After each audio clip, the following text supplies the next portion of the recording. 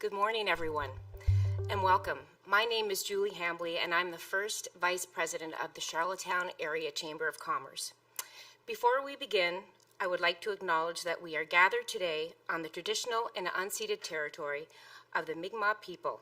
We are grateful to live and work in this beautiful part of Abbotsford, now known as Prince Edward Island, and to honor the relationship between the Mi'kmaq, this land, and our community. It is my distinct pleasure on behalf of the Greater Charlottetown Area Chamber of Commerce to introduce today's guest, Deputy Governor Rhys Mendes of the Bank of Canada. Deputy Governor Mendes has had an exceptional career with over 20 years of experience at the Bank of Canada. He has held senior roles in monetary policy, economic analysis, and research, and has played a key role in shaping Canada's financial policy during both periods of economic growth and challenges. We are honored to welcome him here today. As we know, Canada has faced significant economic turbulence in recent years, particularly with inflation reaching levels that have impacted businesses, individuals, and families across this country. We certainly have felt it here in Prince Edward Island, with increased pressures on housing, workforce, and affordability becoming even more pronounced. Inflation control isn't just an abstract concept. It affects everything from the cost of doing business to purchasing power of our employees and our customers. Today, Governor Mendes will speak to us about the Bank of Canada's success through targeted monetary policy in lowering inflation to 2% and how this helps ensure that businesses can operate in a stable and predictable economic environment. The Deputy Governor will explain why maintaining this target is critical, not just for today, but for the long term of the health of our economy. So glad to see such a diverse group from our business community here today, because these types of discussions and presentations aren't just for economists or policymakers. It's imperative that we, as entrepreneurs and a business community, understand how policy can contribute, or in some cases, detract from a sustainable economic environment. Without further ado, please join me in welcoming Deputy Governor Rhys Mendes of the Bank of Canada. Thank you. Thank you, Julie. Thank you very much, Julie, for the kind introduction. Good morning, everyone. It's really wonderful to be here in Charlottetown with you today to give my first speech as a Deputy Governor of the Bank of Canada. I'm really delighted not only to visit PEI, but also to learn more about the local economy. To do our job well at the bank, we need to understand how our policies affect people and businesses across the country. That's why I'm meeting with business and community leaders from several sectors while I'm here. And, our job at the bank is to keep inflation low and stable. So we aim to keep it centered on a 2% target. That's how we ensure the economy works best for Canadians. Inflation has now come down significantly and is back at our 2% target. We want it to stay there. For this reason, we decided last month to lower our policy interest rate by 50 basis points to 3.75%. Our focus is now on ensuring that inflation remains low, stable, and predictable. We need to stick the landing. The past few years have been difficult for Canadians. The COVID-19 pandemic caused the sharpest economic downturn in a century, which was followed by an unexpectedly fast rebound. Inflation surged to a 4-decade high, and the bank responded by increasing interest rates to levels not seen since the early 2000s. We did what we believed was necessary to restore price stability, and it worked. Inflation has returned to 2%, and interest rates have started to come down. But it hasn't been painless. Higher interest rates were a burden for families and businesses. Inflation's back to normal, but it may not feel that way for many people, especially if they're facing higher interest payments on their mortgages or other loans. With all of this in mind, the bank owes it to Canadians to assess how effective our interest rate decisions were in countering high inflation. So I'll begin by discussing the factors that led to the run-up in inflation. Then I'll explain how monetary policy worked to address them. I will aim to shed some light on the question of whether higher interest rates were really needed to bring down inflation to 2%, or whether it would have returned to target on its own. Then I'll talk about what price stability means for us at the Bank of Canada. I'll explain why we want inflation to stay around 2% and not fall below target, and why, even though it may seem counterintuitive, It would be painful for many Canadians if we were to try to bring about a period of price declines. So let's begin with the sharp rise in inflation in 2021 and 2022. To better understand how monetary policy helped bring inflation down, we need to look at the factors behind inflation. And we can break these drivers down in many different ways, but for today, let's think in terms of three broad categories. The first is made up of mostly global factors, things like food and energy prices, which aren't directly influenced by our monetary policy. The second category is inflation expectations.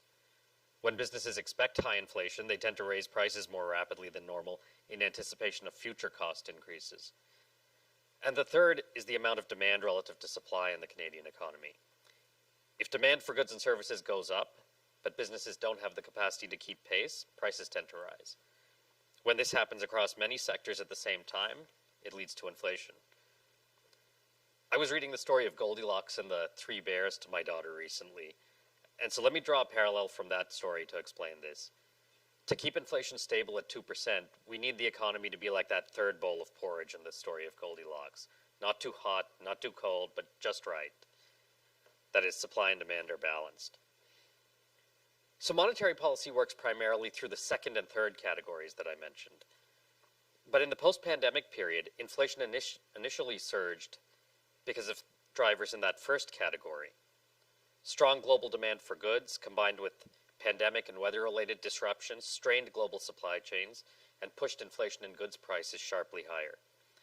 As economies around the world reopened, commodity prices began to rise. Then in early 2022, Russia's invasion of Ukraine disrupted the supply of many commodities, and this sent food and energy prices soaring. Admittedly, on its own, Canadian monetary policy would have had little effect on these global factors. This begs the question of why we bothered to raise rates at all. It's a reasonable question, so I'll try to answer it by explaining how our actions played a key role in reducing inflation here in Canada. The first thing to note is that we weren't acting in isolation. Central banks around the world were also raising interest rates. And although these actions were not formally coordinated, the synchronized nature of this tightening contributed to reducing global demand for goods. This in turn relieved some of the pressure on supply chains. Global tightening of monetary policy also helped to ease commodity prices. Clearly, the collective impact of many central banks all acting at the same time helped lessen the global pressures behind the initial surge in inflation. But as these global developments were playing out, domestic pressures were building up here in Canada. Demand in particular started to play a more important role in keeping inflation elevated. So let's now turn to how the bank's actions worked through the second and third categories I outlined: inflation expectations and demand in the Canadian economy. To explain the role that inflation expectations played, I need to take you back to the 1970s, another period when global forces sparked a run-up in food and energy prices. As inflation rose in the early 1970s, people quickly came to expect that inflation would remain high indefinitely. Starting in 1973, Canadians lived through a decade of fast rising and volatile prices. Inflation averaged almost 10% and peaked at just under 13%. Bringing inflation back down had huge economic and social costs. The bank's key interest rate reached 21%, and the unemployment rate rose above 13%. Canada's recent experience in taming high inflation has been vastly different. Although inflation rose slightly above 8%, the policy rate peaked at 5%, and the unemployment rate has been around 6.5% since June. This dramatic difference in performance comes down to one key variable: inflation expectations. In contrast to the 1970s, when inflation expectations were not anchored, inflation expectations in the recent inflationary episode were well anchored. This was really a game changer in terms of driving the inflation in these two different situations. Inflation climbed to levels not seen in decades, but because the bank had committed to an inflation target of 2% and had kept inflation close to that target for the 30 years prior to the pandemic, Canadians continued to believe that inflation would eventually come back down. And we reinforced that belief by committing to act forcefully to get inflation back to 2% and then following through with decisive policy action. This kept long-term inflation expectations anchored and helped bring down short-term expectations, which had moved upward as inflation rose. Ultimately, anchored inflation expectations made it possible to get inflation back to target without causing a sharp economic downturn. Je vais répéter ça en français. En fin de compte, comme les attentes d'inflation étaient ancrées, on a pu ramener l'inflation à la cible sans causer de ralentissement économique marqué. So now let's turn to our final driver of inflation, the balance between supply and demand in the Canadian economy. Monetary policy affects the economy primarily through its influence on demand. Low interest rates encourage demand by making it less expensive to borrow and spend, while high interest rates encourage people to save, thus reducing demand. To ensure inflation stays sustainably at 2%, monetary policy needs to keep demand in line with supply. But as the economy rebounded from the pandemic, supply and demand fell out of balance. Restrictions had eased, and Canadians wanted to do all the things they had missed during the pandemic, like going out to restaurants or traveling. At the same time, many service businesses were struggling to fully reopen. They couldn't hire enough workers or get the equipment and materials they needed. By early 2022, demand was growing much faster than supply. There was too much or excess demand in the Canadian economy. There are various ways of assessing imbalances between supply and demand in the economy, but for the purposes of my speech today, I'll focus on the ratio of job vacancies to unemployed workers. Like other measures, it was signaling significant excess demand during the post-pandemic period. Job vacancies, which measure the demand for labor, surged to a record high in 2022. At the same time, the unemployment rate fell to the lowest level on record. This means that the supply of workers available to fill those job openings was limited. On balance, it's clear that the Canadian economy was overheating. The porridge was too hot. We needed to raise interest rates to bring demand and supply back into balance and to cool inflation. But there's actually more to the story. There's reason to believe that by eliminating excess demand, our actions ended up having more of an impact on inflation than is normal. This idea is a little complicated, so I'm going to try to explain it with an anecdote, and since I have the opportunity to be here in PEI, I can't help myself. I'm going to use a potato-related anecdote. So here we go. So imagine you own a French fry factory. And suppose one day consumers decide they want to start eating more French fries, so orders increase. At first, your factory can meet that demand by being more efficient. But orders just keep increasing, and you need to hire more workers to keep up. Labor markets are tight, which means you have to pay higher wages to hire the workers you need, and therefore you charge a bit more for your fries. As time goes on, it gets more and more costly to expand your output to meet even small increases in demand. As a result, you raise your prices at a faster pace. So this anecdote demonstrates that prices tend to become very responsive when the economy has a lot of excess demand. If this is happening in sectors across the economy, inflation begins to rise more rapidly. But a key feature of this responsiveness is that inflation acted in the same way on the way down as it did on the way up. The bank raised interest rates, which eliminated excess demand. As that excess demand diminished, inflation declined relatively quickly. Now let me show you what this looks like using a Phillips curve. The Phillips curve is what economists call the relationship between inflation and economic activity.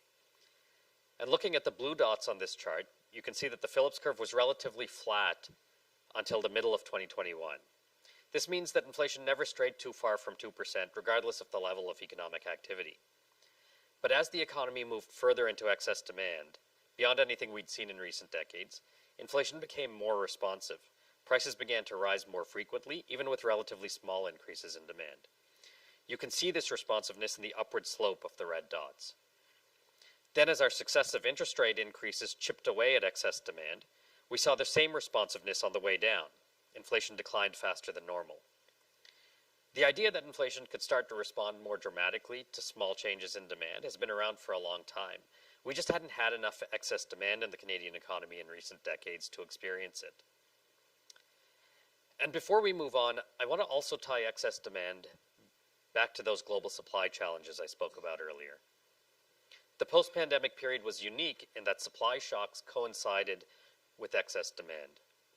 Because we had so much demand in Canada, the effects of those shocks impacted a broader set of consumer prices than normal.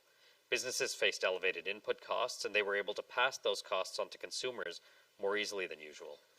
Simply put, the presence of excess demand in the economy amplified the inflationary effects of supply shocks. By eliminating excess demand, we were able to stop that amplification. The supply challenges were still there, but businesses were less likely to pass on any additional cost increases because there was less demand. So I know I've covered a lot of complicated concepts so far. What I hope you'll take away is that because there was significant excess demand in the Canadian economy, inflation went up faster than normal, but it also came down more quickly in response to higher interest rates. By eliminating excess demand, our actions played a central role in bringing inflation down. In addition, our 3 decades of successful inflation targeting ensured that long-term inflation expectations did not become unanchored. This was crucial because it prevented a period of persistently high and volatile inflation like we saw in the 1970s. The bottom line is that monetary policy, both here and around the world, played a decisive role in getting inflation back to 2%. So now that inflation is back at 2%, the question is, what should monetary policy aim to do going forward? Our target is symmetric, which means we are equally concerned about inflation above and below 2%. We just lived through a period of high inflation. For many young Canadians, it was the first time in their lives that inflation was really noticeable. And while the average wage has kept pace with prices, we also know that averages don't tell the whole story. Income growth hasn't been even across households, and cost increases affect people differently depending on their spending patterns. For instance, we know low-income families spend a relatively larger share of their budgets on necessities like food and energy, and prices of these increased more than overall consumer prices. It's important to acknowledge these inequities, but monetary policy is not the best tool to address them. The best contribution monetary policy can make is to keep overall inflation low, stable, and predictable. But this begs another question. If low inflation is a good thing, why not let it fall below 2%? The idea of a period of no price gains, or even price declines, can sound tempting, particularly after 3 years of higher than normal price increases. But there are trade-offs and risks involved in trying to push inflation below target, even temporarily. And it may not actually be that easy to accomplish. Je vais répéter ça en français. Si une faible inflation est une bonne chose, pourquoi ne pas la laisser passer sous les 2%? L'idée que les prix arrêtent de monter ou même qu'ils baissent pendant une certaine période peut sembler intéressante, surtout après 3 ans d'inflation très élevée. Mais faire baisser l'inflation sous la cible, même temporairement, vient avec des risques et des conséquences. We know from the Phillips curve that I showed you earlier that inflation has tended to be fairly stable around 2% when demand is weak. This means that the bank would likely need to reduce demand by a lot to get to the point where prices were increasing by significantly less than 2%. To reduce demand, we would need to keep interest rates higher than otherwise. Put differently, we'd have to stop cutting rates or possibly even raise them again. And this would affect mortgage rates and the cost of other loans. At the same time, lower demand would likely prompt businesses to lay off workers, which would lead to more unemployment and lower wages. In other words, it would take a pretty big hit to the economy to get a meaningfully lower level of prices. This trade-off would likely leave most people feeling worse off. In addition, there'd be the risk that inflation expectations could drift lower. If this happened, it would limit the amount of stimulus that monetary policy can provide in response to a downturn and increase the risk of a severe recession. A shift down in inflation expectations would also make it difficult for us to eventually get inflation back up to 2%. For example, if consumers came to expect falling prices, they might put off purchases in anticipation of a better deal in the future. If lots of people put off buying things, businesses might drop prices to encourage buyers, but these price declines could instead incentivize consumers to continue delaying purchases in the hope of even lower prices. Escaping a deflationary cycle of this nature can be extremely difficult. Keeping inflation at target mitigates these risks. When inflation is stable at 2%, it fades into the background. Households and businesses can plan and invest with confidence, helping to grow the economy. Price stability is low, stable, and predictable inflation. This is what we're aiming for, and this is what we achieved for most of the 30 years before the pandemic. We've restored low inflation. Now we need to ensure that it stabilizes near the 2% target. As I said earlier, we need to stick the landing. So to wrap up, let's go back to the question of whether inflation would have fallen back to target on its own. Clearly, global developments led the early surge in inflation, and they also played a leading role in its decline. However, if the bank hadn't raised interest rates, long-term inflation expectations may not have remained stable. Had long-term inflation expectations become less stable, it would have been far more costly to bring inflation back to 2%. Further, global factors weren't the only reason inflation rose so far above target. Demand was adding fuel to the fire, and the Canadian economy was overheating. If the bank hadn't acted, inflation wouldn't have come all the way back to 2%, even after commodity prices declined and global supply chains began to normalize. Now that inflation is back at 2%, we want to keep it there. We know the increases in price levels over the past few years have been very difficult for many Canadians, but the trade-offs required to reverse those increases would be even more painful. Ultimately, the risks outweigh any potential benefits. Monetary policy worked to remove excess demand from the economy, so we no longer need interest rates to be as restrictive as they were. This is why we took a bigger step at our last decision. Since then, data for October were released, showing inflation at 2%, in line with our expectations. Our preferred measures of core inflation ticked up to about 2.5%, and we still have more information to come before our next rate decision in December. This includes third quarter gross domestic product data and the November employment numbers. We'll be looking closely at those indicators and reviewing any other information we receive. If the economy evolves broadly in line with our forecast, then it's reasonable to expect further cuts to our policy rate. That said, the timing and pace of further cuts will be guided by incoming information and our assessment of its implications for the inflation outlook. We will be taking our monetary policy decisions one at a time. Si l'économie évolue comme prévu, on peut s'attendre à d'autres baisses du taux directeur. Cela dit, le moment et le rythme de ces baisses vont dépendre des nouvelles données et de notre évaluation de leur impact sur les perspectives d'inflation. On va prendre nos décisions une à la fois. The past few years were unlike anything we'd experienced before, and none of it was easy. But we believe inflation will once again fade into the background as it settles back at 2%.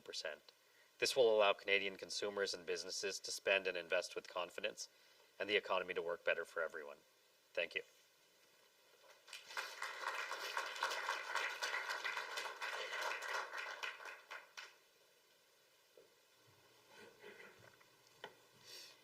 Thank you very much, Deputy Governor. A lot of moving parts with our interest rates and economies, and so thank you for that. But now we'd like to open up the floor to anybody who might have some questions. It's a great opportunity to get some information or some questions answered. So please, if somebody would like, I think the microphone over here is all set up to take questions, and over there. And don't be shy. I do have a question. I'm just making one over there. Okay, good. Okay. Well, I can start with a question while you're sort of setting yourself up. A couple of questions that we have here on PEI, because we're a little bit, I mean, it's kind of about us here now that we have you here, but what's the bank's outlook for the economy next year and down the road? How does our province's economic performance compare to what you're seeing and forecasting for the rest of Canada?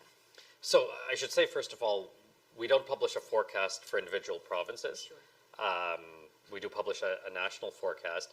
But of course, at the same time, we are very interested in what's going on in different parts of the country.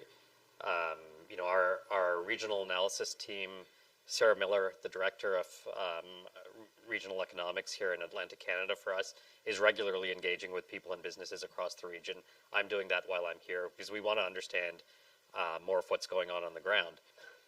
What I'll say is that I think some of the themes of what's going on here in PEI are similar to what we're seeing more broadly across the country. Population growth has been an important dynamic behind economic growth here.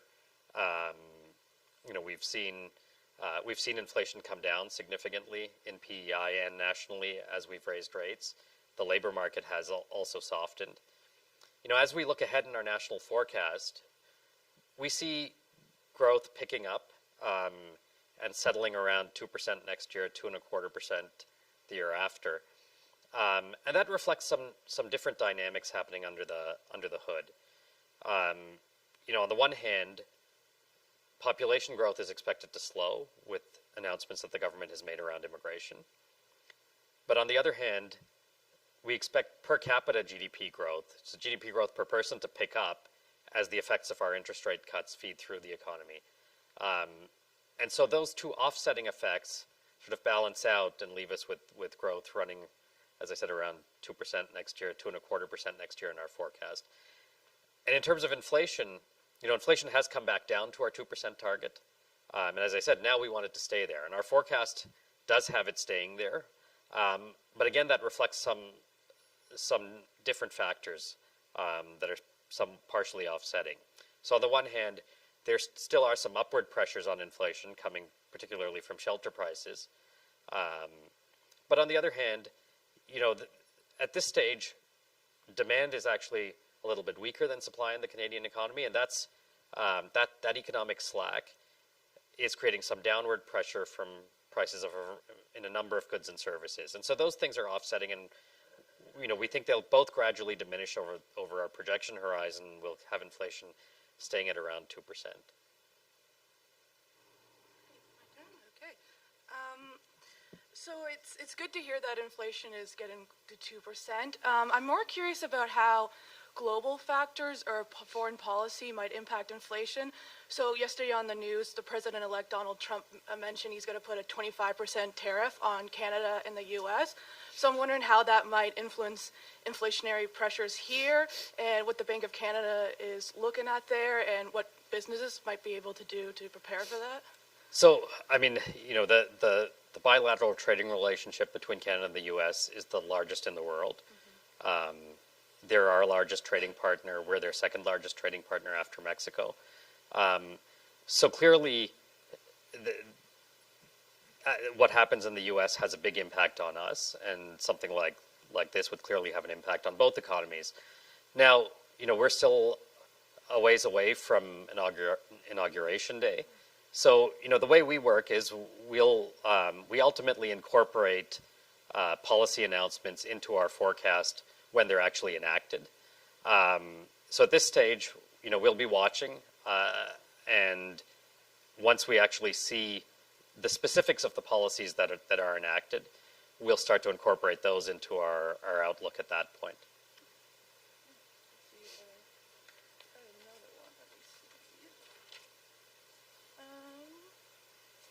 Is there any other risks you see you could push it back up, the inflation rate at all, or right now?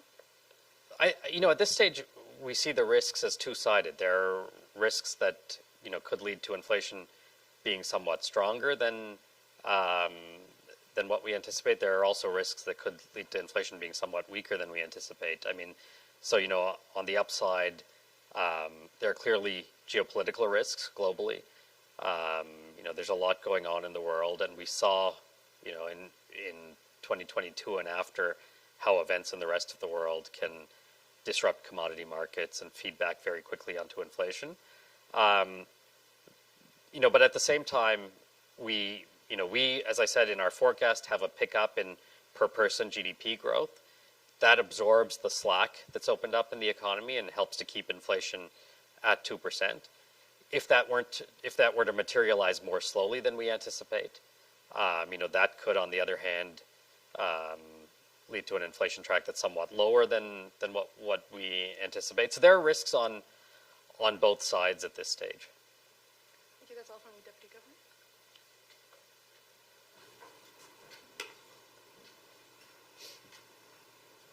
Good morning. Thank you, Deputy Governor, for coming to Prince Edward Island. I appreciate your comments this morning.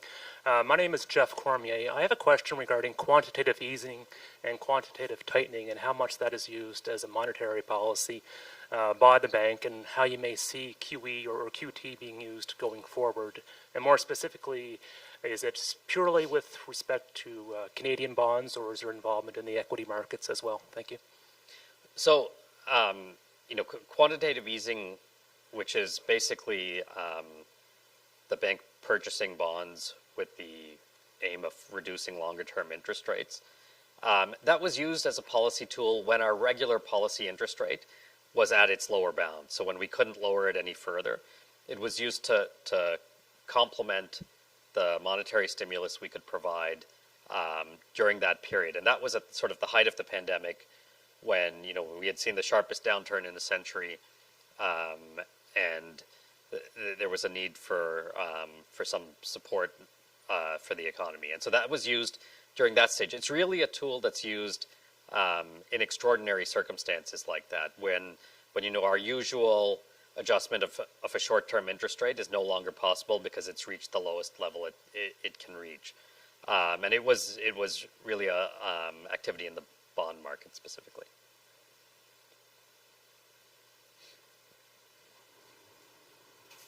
Does anybody else have some questions? I'm not sure how much time we have. One more question? Anybody?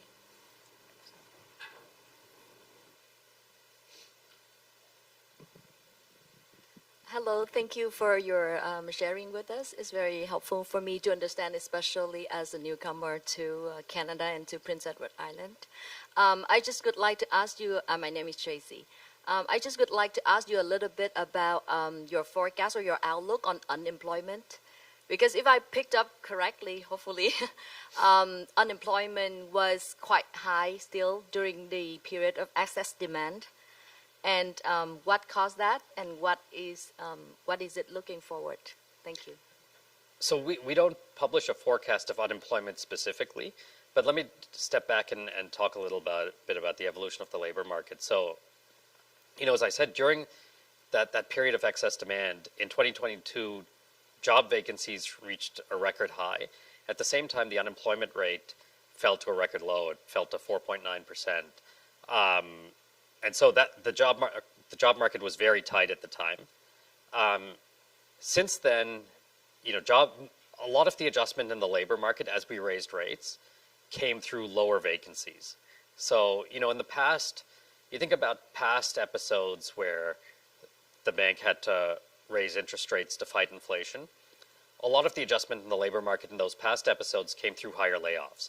This time around, a lot of it came through lower job vacancies. So because there was so much excess demand, businesses couldn't actually fill the job vacancies. And so what happened is a lot of the adjustment happened by just those job vacancies no longer being needed. There was no longer a need to fill those vacant jobs. At the same time, the unemployment rate did increase. As I said, it's been running at around 6.5%. Now going forward, unemployment and economic activity more broadly tend to be linked. And at this point, as I said, we're looking for growth to pick up next year and the year after. And so as growth picks up, that should also support the labor market.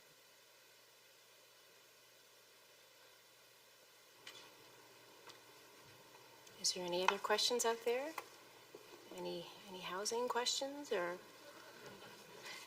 just trying to spur you on a little bit? Well, I guess if there's no more questions from everybody, we will take this opportunity to thank you once again, Deputy Governor, for coming. Thank you, Julie. On behalf of the Charlottetown Area Chamber of Commerce, it's been very, very insightful, and we appreciate your time.